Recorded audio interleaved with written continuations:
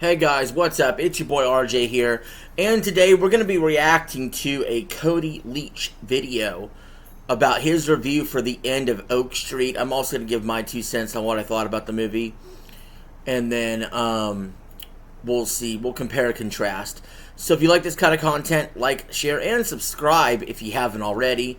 Don't forget to like the video and share the video out there. I must be shadow banned or pushed out of the algorithm or something because video views haven't been the best lately. Live viewers is where it's been. But anyway, just keep that in mind. Alright, let's get started. For the summer season of 2026. And this is a movie that's been on my radar quite a bit over the last few months. The trailer has played at most of the movies that I've went to this summer. The premise looked really cool. The trailer was interesting. All the names involved, Yes. both in front. The trailer looked good.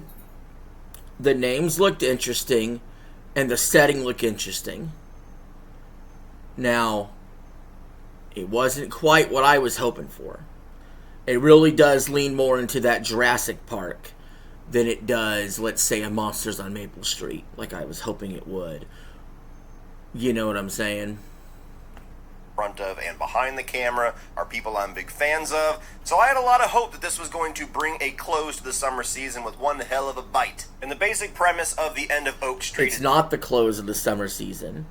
We still have Insidious coming out next week. In a couple weeks, you still got Coyote versus Acme. You still have movies coming out before Labor Day. You have this little suburban community in 1982 that one night is suddenly transported back to the prehistoric era, and so you're following this family that is trying to survive roaming dinosaurs and figure out a way to get home. So did The End of Oak Street close out the summer with a bang, or is this yet another dinosaur film that looks great in the trailer and kind of sucks when you watch it in the theater? And starting off with the positives, I will say, though there are some asterisks, that this is probably the dinosaur movie that I have personally enjoyed the most since the original Jurassic Park. Now, those asterisks being that there are some issues with this film. I am not by any means trying to say that this is anywhere near as great as that original Jurassic Park film, because it's not. And basically all the other Jurassic Park films. I'm a weirdo because I was never big into Jurassic Park. I just never was. I always thought the movie was fine. Films and other dinosaur films that I'm comparing this to don't exactly give you a super high bar. So keep that in mind when I say that, but as somebody who kind of looks at Jurassic movies or dinosaur movies as well as shark movies as something that Steven Spielberg perfected it and nobody else can do it right after that, this is kind of an exception to that rule, where I actually had a really good time with this one. And what I enjoyed the most about it was the mixing of genres and influences and vibes going on with the film, where it's very much a science fiction movie. It's very much got like this Twilight Zone vibe about it. And yet it also has very obvious Amblin Entertainment, 80s movies influence. I wanted the Twilight Zone vibe. I did. I wanted Monsters on Maple Street. I didn't feel that vibe at all. At all, at all. So it's like, this is where I massively disagree with Cody. Influences just with the pacing of the movie and the sense of humor and the sense of wonder that is going on. Clearly Spielberg films are a huge inspiration for what David Robert Mitchell is doing with this one, as well as, having J.J. Abrams as a producer. He does not shy at all away from Steven Spielberg being a massive influence on him. But this is also a movie that embraces the horror side of things, which is probably what kind of tipped it over the edge for me of being something that I really enjoyed. Again, I disagree. I don't feel like this movie was very scary or overly horror at all. And again, I wanted those two things to be true. I wanted the Twilight Zone-esque style to it. I wanted the horror-esque style to it, mixed with this Jurassic Park style to it. I felt like this movie is 90% like Jurassic Park, essentially, with like a little bit of, other stuff. But yeah, I didn't get any of these vibes at all throughout the movie that he got. Because even going back to, the Jurassic Park franchise, most of those movies tend to shy away from that. They don't tend to really embrace, like, the horror monster movie that's at the heart of a Jurassic movie or a dinosaur film. And this movie will actually shock you and surprise you with how far it will go into that territory. I don't think during it did. certain sequences. The dinosaurs are actually scary again. They're actually intimidating. They're actually movie monsters again, not just giant CGI I don't know why creatures. I can't. I can't take dinosaurs seriously in a movie that could be considered a horror movie. I never have. I don't think I ever will. I just don't. Like, if aliens, yes. Like, alien creatures, sure. Zombies, sure. Obviously you have the creatures in Quiet Place, right? Or Last of Us. I can't get there with dinosaurs, bro. I don't know why I can't get there with them. And so I really enjoyed kind of the nostalgic nature of the movie where it starts off and you're very obviously somewhere in the 80s. And even just like the aw shucks nature of some of the characters, especially Ewan McGregor as the father, very much almost felt like you're watching an old school sitcom from that era. Like, there's just something very whimsical about the way that people interact that was kind of interesting to me. And then very much you're starting to get this sense of intrigue, this sense of mystery as these lightning storms are happening and these weird prehistoric style plants are starting to pop up around the neighborhood. And then, of course, even once you're actually in the prehistoric era, once the plot of the movie really kicks in, it doesn't just hit you in the face with the dinosaur chases. Like, they're hidden in the shadows. You see rustling trees. You see, like, a tail disappear. Like, it's using those old school tricks that Steven Spielberg used in the original Jurassic Park to kind of very much wet your beak a little bit with what's going on with the dinosaurs before ultimately paying it off in the second half. And it also leads to the movie to be a really well-paced experience. Like, it's only about 98, 90 minutes. It was well-paced, for sure. I think it did a great job with its ability to tease certain elements in the first act, and then, like he said, in the second act, pay them off. 9 minutes long, so it's a pretty bite-sized movie. It gets in, it gets out, doesn't overstay its welcome. The first act is very much about slowly building that intrigue and kind of foreshadowing that something weird is about to happen. Then when you're going into the more monster movie side of things, it takes its time before it really starts to sink its teeth in, no pun intended. And there are some spots in this movie where I was genuinely in the middle of the film thinking, I'm liking this, but I think the biggest issue is that it's pretty predictable. There's a lot of things going on here that just kind of feels like I would have expected this to happen. It doesn't have a whole lot of surprises in store. Holy shit!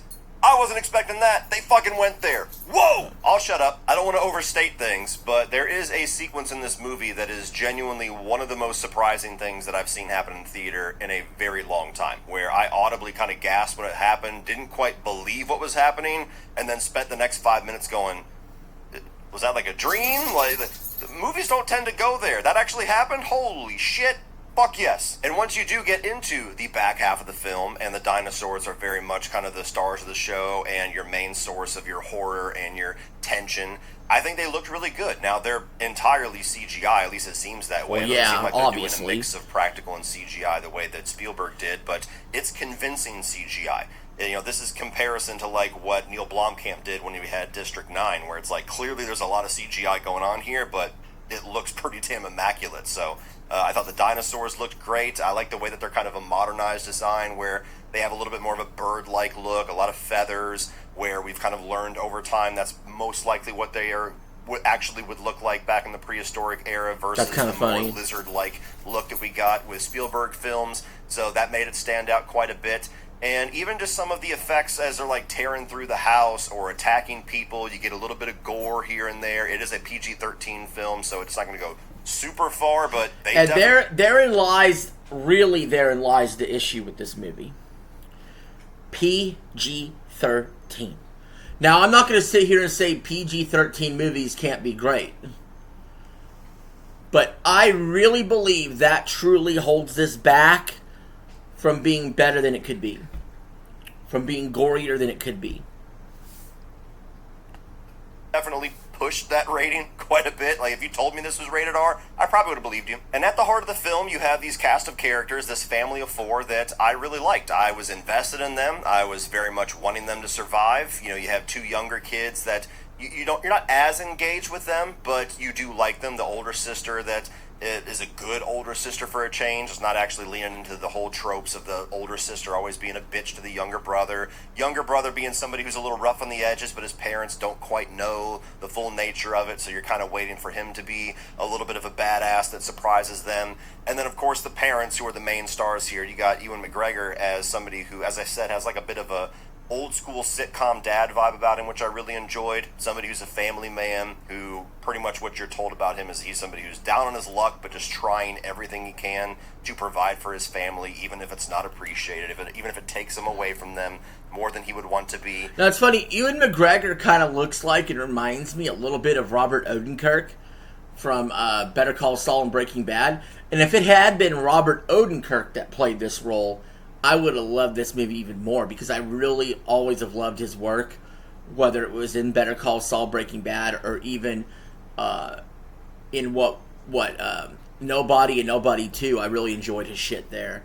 So that's what Ewan McGregor sort of reminds me of.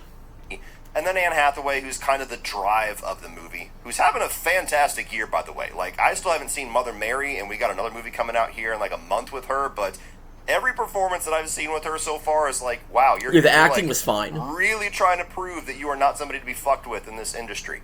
And this movie's of no exception. She's somebody who has to really take command of the movie. She's a little bit more of the drive character, somebody who's unhappy with her marriage while longing for some resolution there, and then now you have this crazy situation where you're going to take two people who have been distant and force them to be together and see how they're going to survive as a couple and see how she's going to be a mother despite all these crazy, horrific things happening.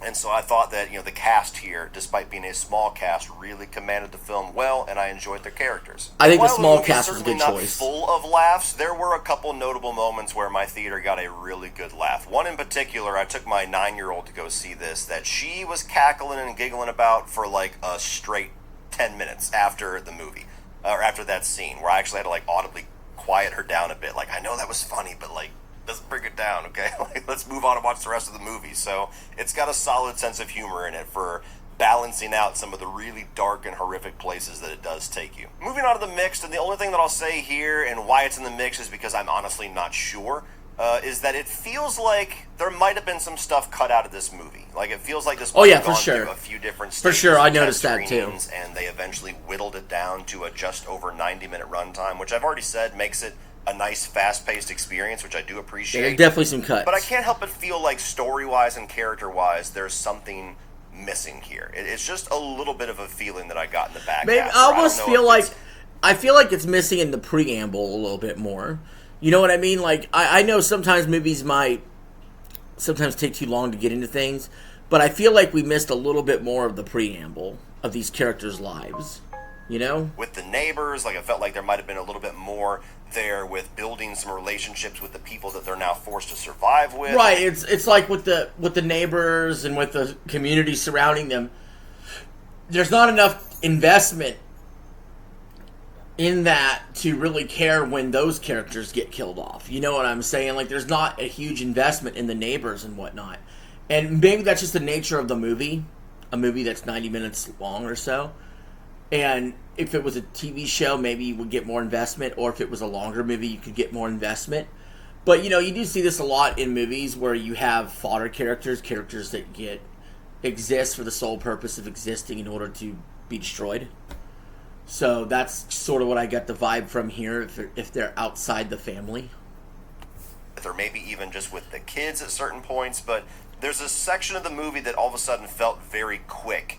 And I couldn't help but feel like there was probably 10 or 15 minutes of plot cut out of that, either because it was poorly received in a test screening or because they wanted to get the runtime down to a little bit more of a action-adventure pace. But I definitely felt something was missing there plot-wise. Moving on to the negatives. I'll get the very easy, minimal nitpick out of the way first. Can we please just put 1982 in like a title card at the beginning of this fucking movie? Like, I don't know if I'm alone in this, but whenever you have a film that is a period piece, whether it be in the 70s or the 80s or the 90s, my like pop culture brain instantly starts playing detective, where I'm like looking at some of the movie posters or the music posters or trying to listen to the music that's being played. I'm trying to like figure out exactly what year the movie takes place in. And most times that's mitigated by them saying audibly in the dialogue or having it on a fucking newspaper or a title card what year it is. And this movie does not do that. You don't even actually find out it's 1982 until like the last 5 minutes of the movie. So that just something that was bugged the piss out of me the entire movie. Like, when the fuck does this take place? It's in the 80s, damn it. What year? What year? all joking aside, I wanted to say that. Yeah, I that thought is it a was bit funny of a that nitpick, bugged but- me so much. But yeah, just a title card, just a little title card would have mitigated that little bit of annoyance for me. But maybe that's just a me thing. This does feel like a minor summer nitpick, movie, though. I wish there was at least one sequence here where we got to see dinosaurs fighting each other. It felt a little odd to me that suddenly you have like this neighborhood that's plopped in the middle of this prehistoric land. Right, all these dinosaurs running around trying to attack the humans, but not each other when historically they did quite a bit. Seems a little contrived. And all of the dinosaurs just seem to commingle with each other. Like there's spots where you'll see a corpse of a dinosaur that got attacked at some point, but I just can't help but expect, and maybe it was one of those things that was left on the cutting room floor that I felt, that it would have been cool to have a sequence where they're running from a dinosaur and they've got him dead to rights, and then all of a sudden a bigger dinosaur comes in, or a T-Rex or something like that.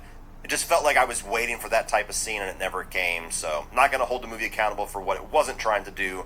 I just wish it was there. I'll also say that this is a movie that definitely leans on silliness, both with some of the tone and the situations as well as the character decisions. Now, I think that sometimes that's fun to have in a movie. Sometimes that goes for a little bit more the lighthearted vibe that we're going for. Sometimes you need it for the plot to go forward, and as long as it's not too ridiculous, I'm pretty forgiving on that, but I can imagine some other people really going hard on this movie for saying how silly it is despite how dark it gets. But for me, the biggest issue in the movie was that I was a little unsatisfied with the way that it wrapped up. I think it's a solid ending. Oh yeah. Yeah, that's right there. That's so my biggest criticisms of the movie are essentially, hey, it could have bumped up a more severe to rated R. The ending could have been better, which I don't really plan on spoiling here. And, like I said, everything else feels like nitpicks. Dinosaurs attacking each other. I wanted a more of a Twilight Zone-esque feel to it than what Cody says. A more horror-esque than what Cody says it is. So we just have a fundamental disagreement on what this movie is when it comes to that. But other than that, to me, overall, this is a pretty solid movie. This is like an 8 out of 10. This is like on that level of Disclosure Day, right? Probably won't be in my top 10 movies of the year by the end of the year, but is it decent? Yes, it is. It's a good watch. I do recommend it mostly to anybody. But to me, there are some elements in play during that ending that the movie very strangely just completely ignored. I'm not going to get into any specificity here. This is not going to All right, so that's going to end the reaction. So, yeah, overall, though, super positive on this movie. Again, I think that it's a kind of movie that you would enjoy in the summertime, and that, you'll get those vibes from Jurassic Park. It's got good acting, good pacing. It's got some good action in there. Some horror elements, some Twilight Zone elements. Overall, I could see how the movie could have been better. But it's still a great movie. I would still say, hey, this is one worth going to see. Anyway, that's going to conclude this review and reaction from me. So leave your thoughts in the comments below. Have you seen the end of Oak Street? Let me know. And until next time, this is RJ signing out. Have a good one.